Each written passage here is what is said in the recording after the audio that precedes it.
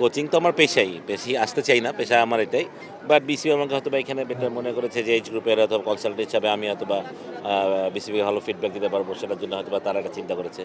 But যেখানে আছি ঠিক আছে, বাট যদি কোচিংয়ে আসতে পারতাম ভালো লাগতো হয়তো। বাট তো তামিম যেহেতু প্রেসিডেন্ট হয়েছে, আই বিলিভ যে ওর নেতৃত্বে বাংলাদেশের ডেভেলপমেন্ট, আমরা যেটা সবসময় বলতাম যে আমাদের ফ্যাসিলিটিসের কথা, সেটা হয়তো ডেভেলপমেন্ট হবে। বিভিন্ন যে অস্ট্রেলিয়া এত বেশি খেলে না, ওদের জন্য জিনিসটা নতুন। তো আমার মনে হয় তারপরেও অস্ট্রেলিয়া যেই স্কোয়াড দিয়েছে, ভালো স্কোয়াড।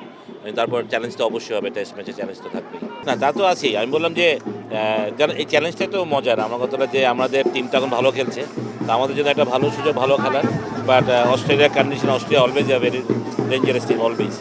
যদি নাহিদ ইঞ্জুরির কারণে না খেলতে পারে, সে আসলে ফাস্ট বোলারদের ইঞ্জুরি এটা রেগুলার একটা ব্যাপার আসলে। আমি মনে করি যে যদি নাহিদ না যেতে পারে, সেটা আমাদের জন্য একটা সেটব্যাক। বাট তারপর আমার মনে হয় যে ওকে যদি আসলে বেশি ইঞ্জুরি থাকে, তাকে ওকে সময় দেওয়া উচিত। আমার মনে হয় যে অস্ট্রেলিয়া সিরিজটা না খেলে সময় দেওয়া, জোর করে আবার না খেলে যেটা রেখে বাড়ানো হয়। বাট আমি মনে করি রিকভারি করে ফেলবে হয়তো, বা যদি খেলে তো খুব ভালো, না খেললেও বাকি যারা আছে তারাও ক্যাপেবল আছে। বাট নাহিদ রানা ডেফিনেটলি নতুন টেনশন, আমাদের যেই পেসে বল করছে সেটা স্বাভাবিকতাই সবাই সমীহ করছে অনেক। না, সেটা যেতেই পারতো হয়তো, বা আলটিমেটলি সেটা আমরা পরে যেতেই হয়েছে। আলটিমেটলি তো পরে তো মুস্তাফিজ, নাহিদ এরা তো সবাই ইঞ্জুরি হয়ে গেছিলো। বাট হ্যাঁ, ওয়ার্কলোড ম্যানেজমেন্টটা করা যেত জিম্বাবুয়ের ক্ষেত্রে। বিশেষ করে আমি মনে করি যে ওয়ান ডেতে আমরা একটু করতে পারতাম, টি-20তেও আমরা করতে পারতাম।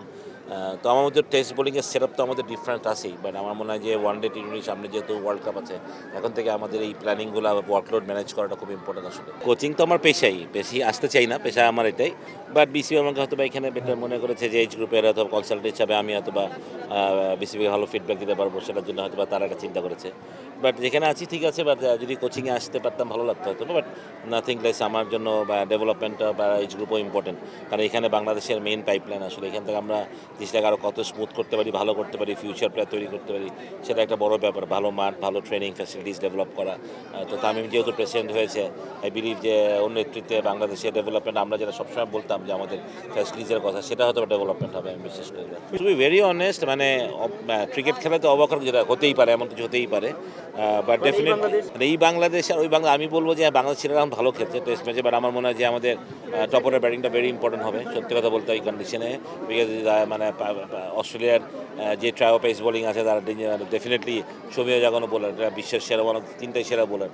তো ওইখানে আমাদের চ্যালেঞ্জ থাকবেই। বাট হ্যাঁ, আমরা ভালো ক্রিকেট খেললে অবশ্যই, আমি যেটা বললাম উইকেট কেমন হবে আমি জানি না, তো আমাদের জন্য নতুন ম্যাকে আমি ডারউইনের উইকেট তো ভালো হওয়ার কথা, আমি যতটুকু জানি টেস্ট ম্যাচের জন্য। বাট তারপরেও ওরা কীরকম উইকেট বানাচ্ছে আমাদের জন্য, এটা তো আমরা বলতে পারবো না।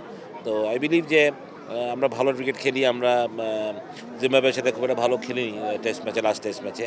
বাট এখান থেকে কামব্যাক করার জন্য আমার অনেক Australia should be very good opponent. আমি মনে করি যে আমাদের যে ফাইট করার অ্যাবিলিটি, সেটা আমরা অস্ট্রেলিয়া দেখতে চাই আসলে।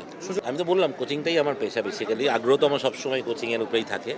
বাট এটা তো ক্রিকেট বোর্ডের ব্যাপার, তারা কি চিন্তা করছে না করতে। তারা মনে করেছে আমি হয়তো এই কনসার্ট হিসাবে এইজ গ্রুপে আরও ভালো কিছু করতে পারবো, দিতে পারবো, হয়তো আমার পরামর্শ হয়তো বা কাজে লাগবে তাদের। তো সেইটা হিসেবে আছি, সেটাই করি আপাতত। বাট হ্যাঁ, কোচিংয়ে আসলে আমি যেটা বললাম, কোচিং আমি অলওয়েজ এনজয় করি, সত্যি কথা বলতে গেলে। না, সেটাই আমরা বলছিলাম যে ওয়ার্কলোড ম্যানেজ করা যেত হয়তো বা। বাট যেহেতু আমরা প্রথমেই যেহেতু উইকেট পড়ে গেছে, তো যার জন্য আসলে সমস্যাটা হয়েছে যে প্রথম ম্যাচটা হারার পর ওয়ান ডেতে আমরা একটু ব্যাকফুটে চলে গেছিলাম। এই জন্য হয়তো বা সিরিজটা জেতার জন্য হইলেও হয়তো ওয়ার্কলোড ম্যাচের কথা তখন ভুলে গেছিলো আসলে।